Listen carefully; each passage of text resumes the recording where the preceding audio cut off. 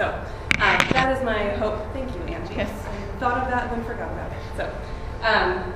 So why this, why now? Apartheid ended 24 years ago in 1994.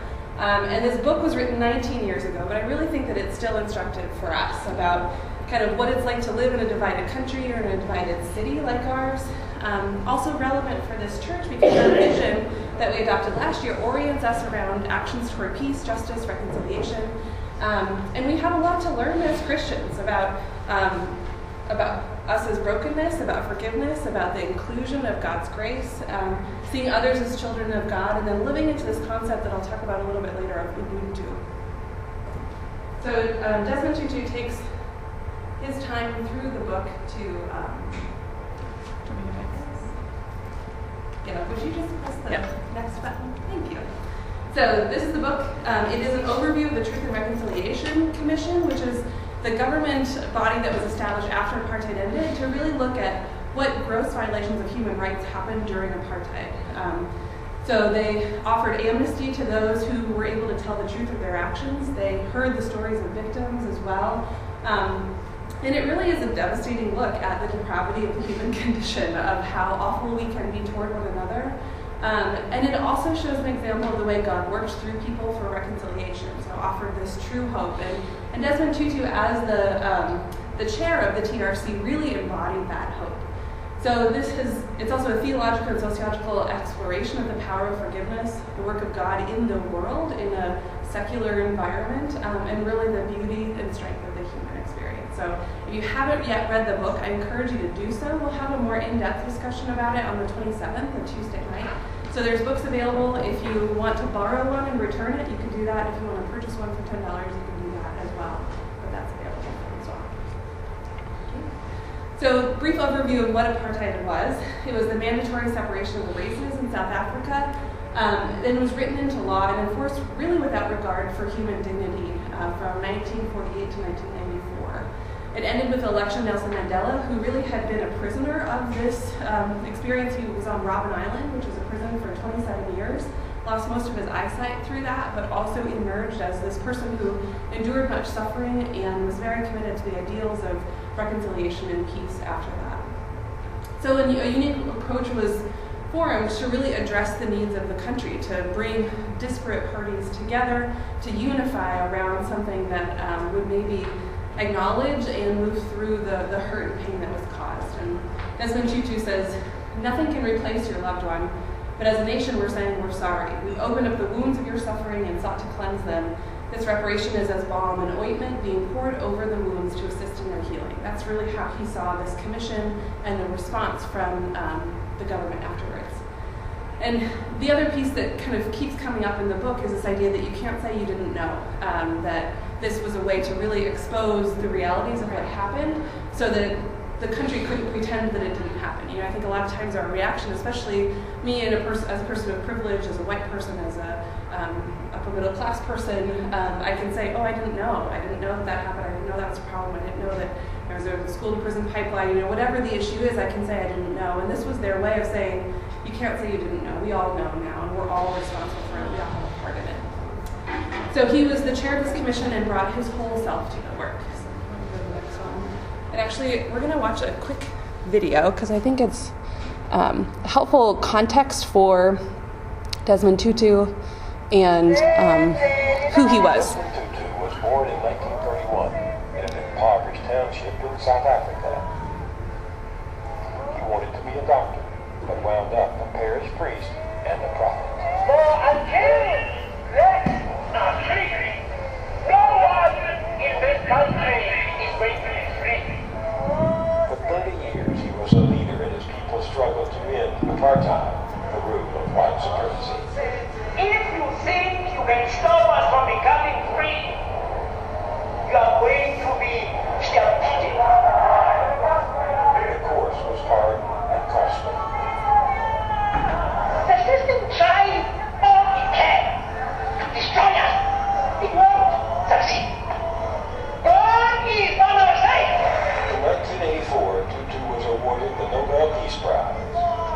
1 year later, even as his own people still could not vote, the Anglican Church enthroned him as the first black Archbishop in South Africa. In 1994, millions of black South Africans, including Tutu, voted for the first time.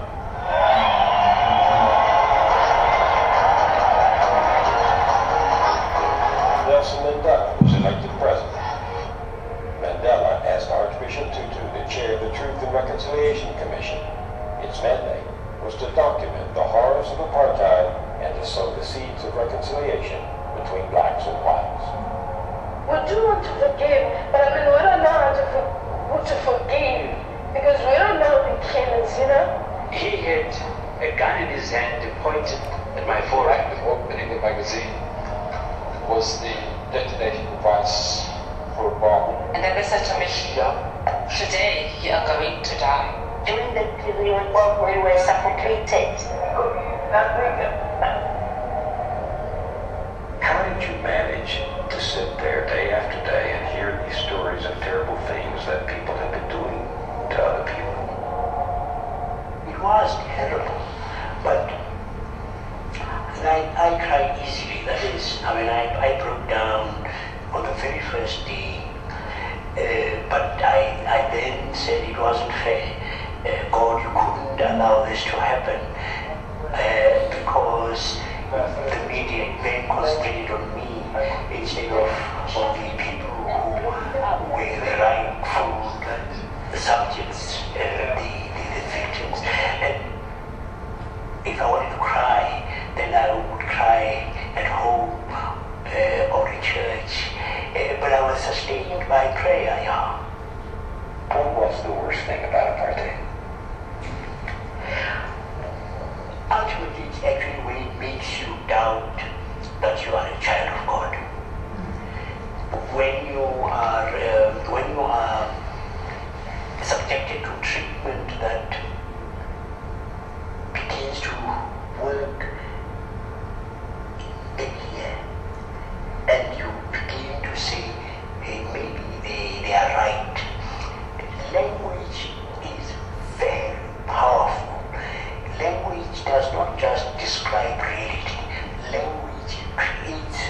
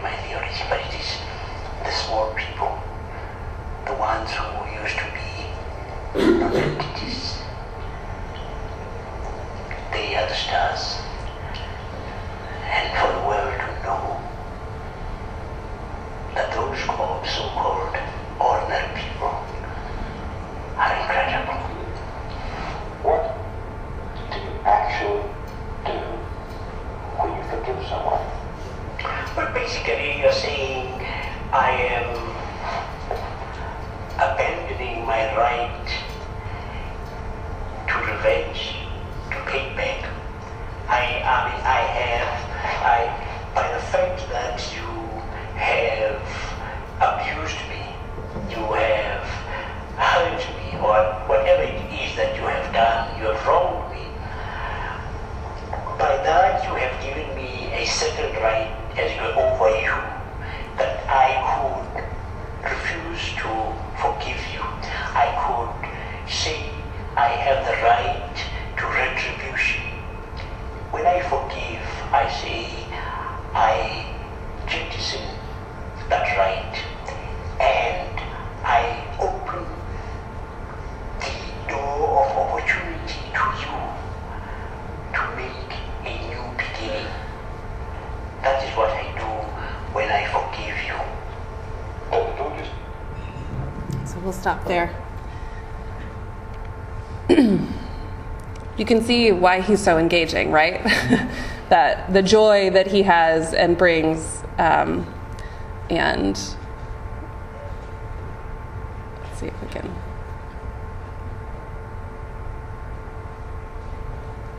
Yes, is really infectious and kind of amazing. And so I'm going to spend the next several minutes going through some of the quotes that create the storyline of the No Future Without Forgiveness book, and really kind of taps into some of the things that he talks about here. So he says, in this theology of forgiveness, we can never give up on anyone, because God was one who had a particularly soft spot for sinners. Contrary to the normal standards of the world, God does not give up on anyone, for God loved us from all eternity, loves us now, and will always love us, all of us, good and bad, forever and ever. God loves me as I am, to help me become all that I have and in me to become. And when I realize the deep love God has for me, I will strive for love's sake to do what pleases my lover. Love is much more demanding than law. So think about that in the context of the images you just saw of war, of guns, of torture, of all of the things that they had experienced. And this is what he comes away with it and guides people through the process of this commission.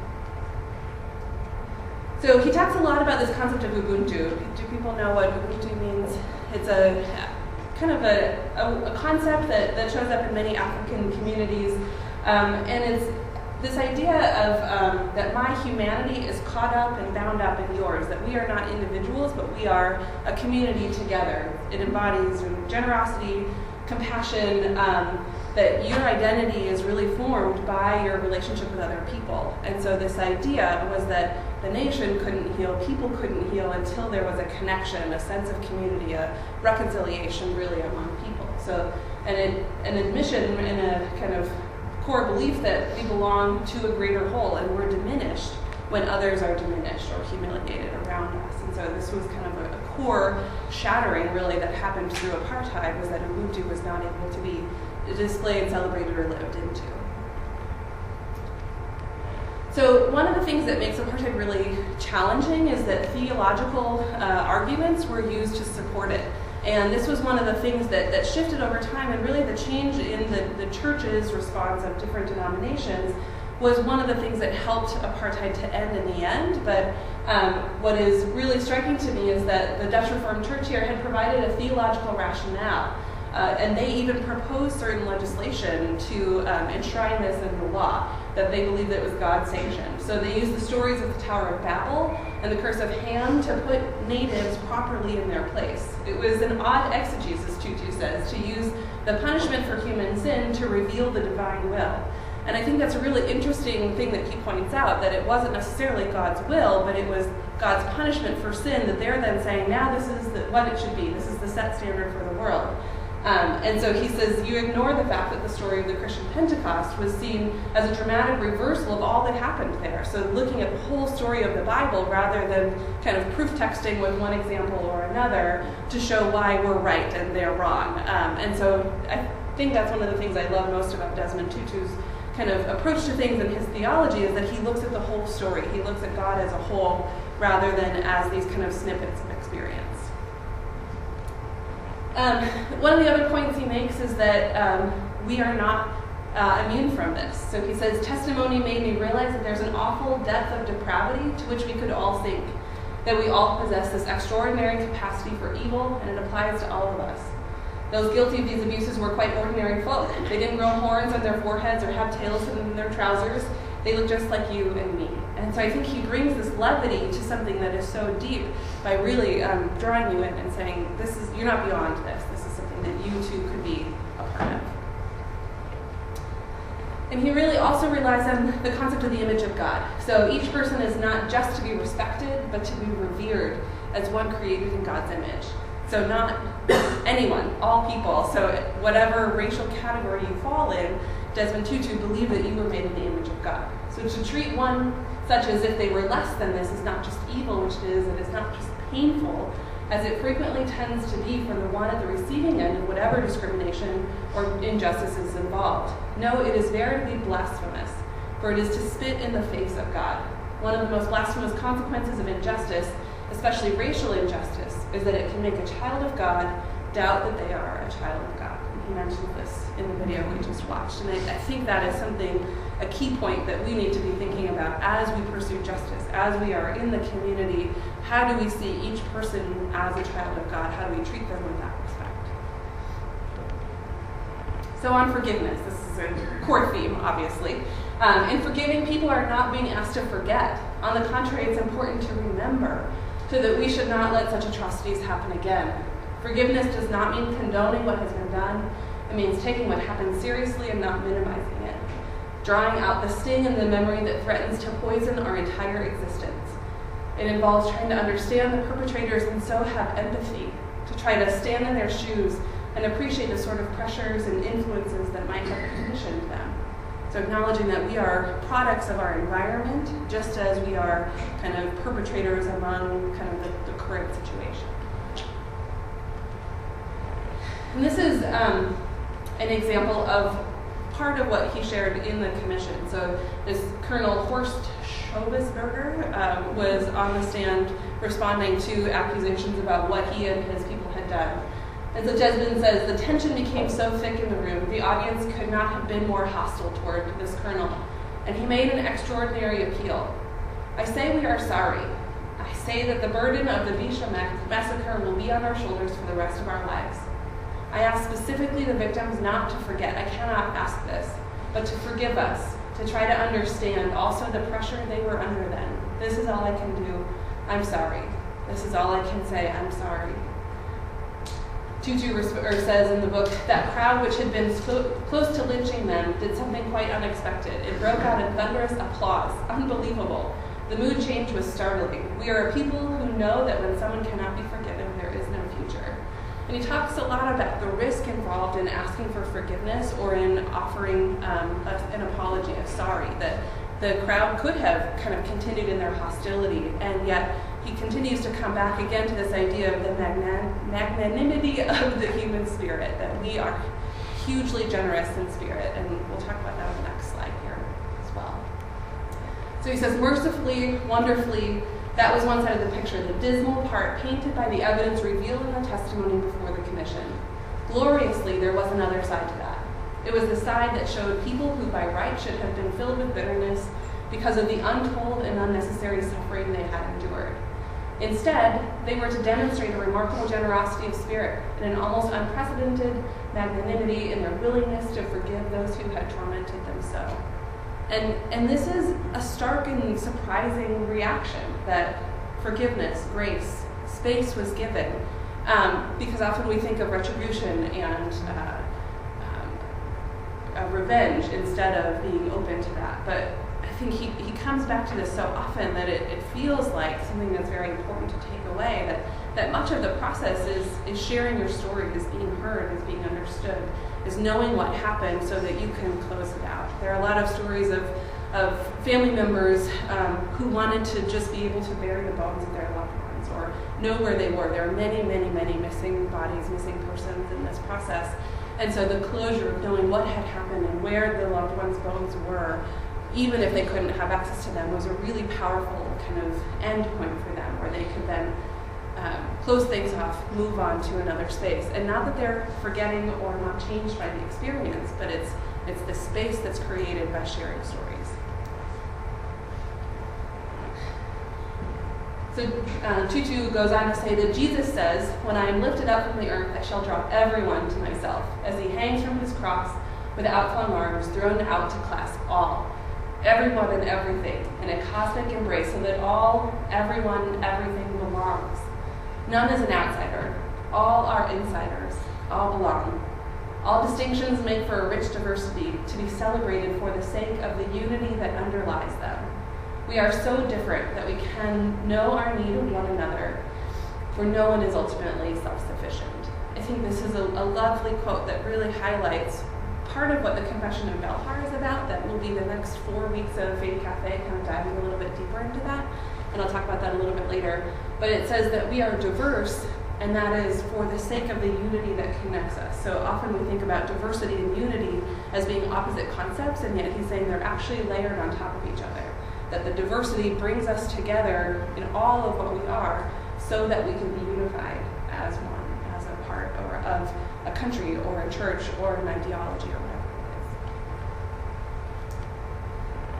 it is. So he mentioned this in the video as well, how South Africa was a unique spot for this to happen. So he says, we're a hopeless case if there ever was one. God intends that others might look at us and take courage. God wants to point to us as a possible beacon of hope, a possible paradigm, and to say, look at South Africa. They had a nightmare called apartheid, and it has ended. Northern Ireland or wherever, your nightmare will end too. No problem anywhere can ever again be considered intractable. God wants us to succeed for the sake of God's world. God wants to show us that there is life after conflict and repression, that because of forgiveness there is a future. I think he has this hope that South Africa has been this example of transformation, of change, of taking the worst and having it move into a different space. And it's certainly not perfect. There's certainly not kind of all the harmony in the world, but it is an example of the work of God toward peace and reconciliation. So I talked a little bit about this already, about being heard, and how that was a real big part of the process of telling people stories. And they actually broadcast most of this on different news channels throughout South Africa. So even if people weren't there at the commission, they could hear it, they could listen into the stories, they could participate and be a part of it. And then there was the report that was shared at the end. So Tutu says, we found that many who came to the commission attested afterward that they had found relief and experienced healing just through the process of telling their story. The acceptance, affirmation, and acknowledgement that they had indeed suffered was cathartic for them, unburdening themselves of the heavy weight of their anguish.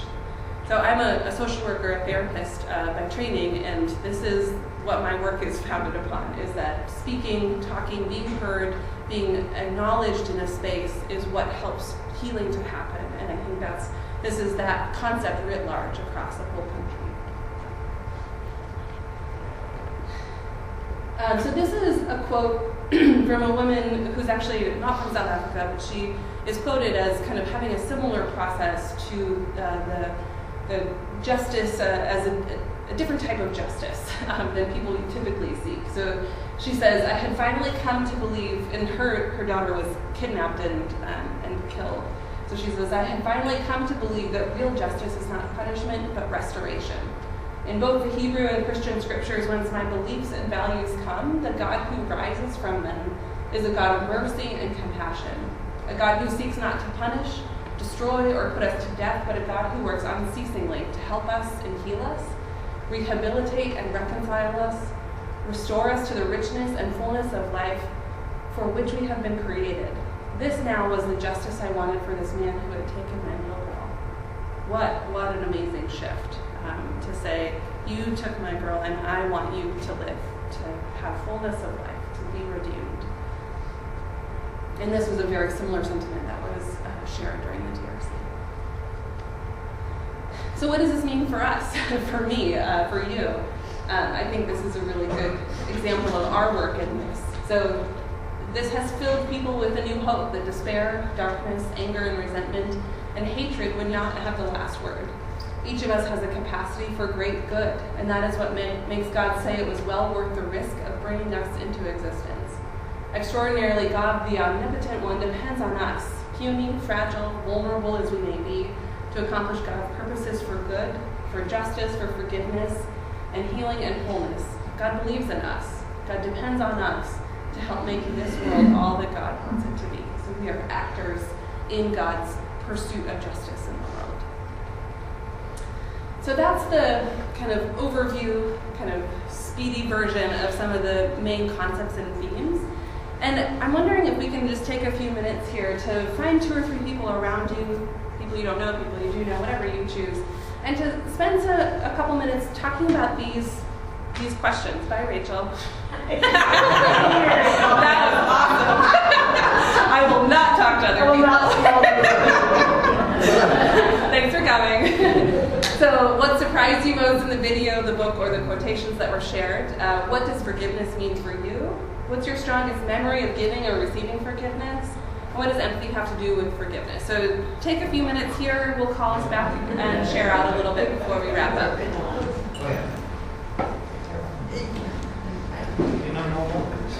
Just barely.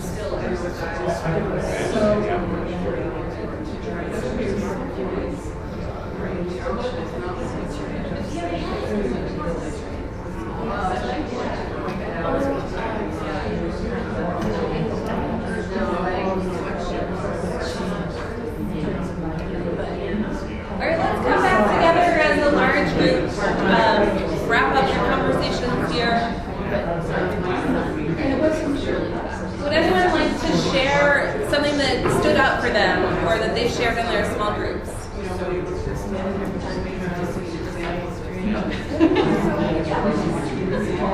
We're coming back together now. I think they know. Okay.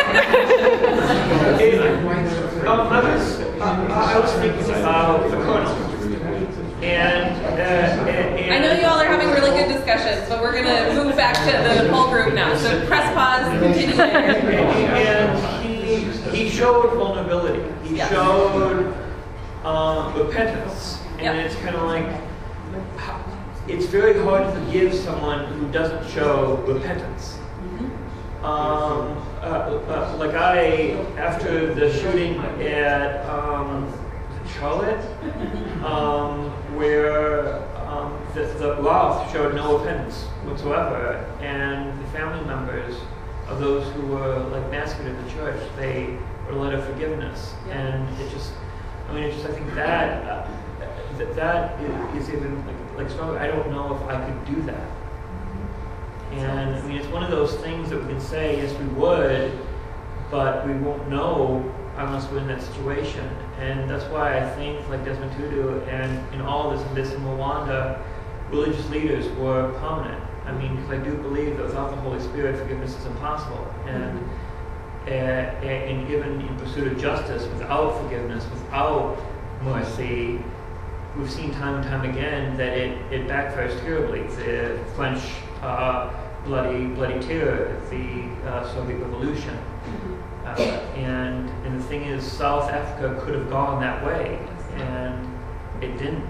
That's exactly what the point Desmond Tutu makes many times, is that it could have been the worst, and the outcome could have been even worse than we could have imagined. And he really saw himself as a pastor to the commission, so pastoral care to each of the people on it, and really to the nation as a whole. I think he saw himself as kind of a spiritual guide. What Max said brought up a point for me from the book, where he talks about the fact that those applying for amnesty just had to recount their actions. They never actually had to admit that they were sorry. Some of them, they could if they wanted to, but it wasn't necessary for amnesty. And he talks about how he struggled with that at first, that he wants people to say, what I did, I'm very sorry for. But then he pulls in the wisdom of those who created the law and said, if we do that, then it'll always be like, how much did they really mean it when they said, I'm sorry? Or aren't they just playing for the commission? So it like allows them to get out their point the way it comes out. I just wanted to speak to your question of what does empathy have to do with forgiveness. And I was speaking to someone who was attending this session on recovery and forgiveness, and I thought that was something that we all should go through those steps of understanding what forgiveness entails. Not just say I'm sorry, but that it is an ongoing process. It's not instantaneous. And that if you don't go through that process, you can go back to, you did this or this was done to me, and why wasn't I forgiven? You're supposed to forgive me, but very often most of us don't know how to forgive. And we often sort of feel a sense of judgment and failure for not letting go. And the trials were such an amazing and for me lifelong example of the power of making space for healing in aspects where you thought it wasn't even conceivable. And to your question, what does empathy have to do with forgiveness? For me, what it speaks to is in order to forgive, it's such a significant giving, but it's allowing the other to be seen as a human. Because if you dehumanize them, because what was done to you, how is there space? But I think empathy pulls into the heart and consciousness in order to facilitate the opportunities for forgiveness. It was when I was speaking about the amnesty in South Africa, it was rather different for those of us who went to Rwanda, because the Rwanda experience of reconciliation that World Vision was working on involved both victims and perpetrators and the ultimate bringing together of victim and perpetrator. And the perpetrator was required to ask specifically for forgiveness from the victim. The victim had to agree to give that forgiveness, and then it was sort of married together by the victim and the perpetrator agreeing to work in the community together. And that was, their agreeing, the perpetrators agreeing was their ticket to be released from prison. And there were, when I was there, they had 4 or 5 of the perpetrator and victim combinations that had gone through this. And the one I think that just sticks in my memory forever was an older man who had killed the parents of the victims that he ultimately asked for forgiveness. And the victims were fairly young children. I think the oldest child was 12 when it happened. And of course the perpetrator was much older. And what happened was that the perpetrator felt so strongly that this now orphan head of household young kids felt it was so important for them to be going to school that he worked and protected their land and their farm during the time that they were in school. And it was amazing. It sort of became, they described it sort of as a grandparent, grandchild relationship. And to think that you could get to that point from the horrors of that were just amazing to me. I think I sat there with my mouth open just aghast because I could never imagine that. But there was something in that was really working, and it was that process of asking for forgiveness and the delivering of forgiveness. So I thought that was really cool. Yeah. So in the interest of time, I think we'll wrap up and just do a quick preview of the Lenten series that's coming up. So the Confession of Belhar was written in 1986 while apartheid was still happening as a theological foundation for kind of an anti-apartheid movement. So championing justice and reconciliation and unity. And so we're going to be taking the next 4 faith cafes to share a little bit deeper around that. What is this confession? What are the tenets of it? What does unity mean? What does reconciliation mean? What does justice mean? And what are some action steps that we might be called to in response to that? So Angie Dickens and Adam Wood and Ellen Murdoch and Scott Wilson will all be sharing one of the Sundays in that series. So this conversation, I hope, doesn't end here, but is kind of a bubbling point at this point to be thinking about forgiveness differently.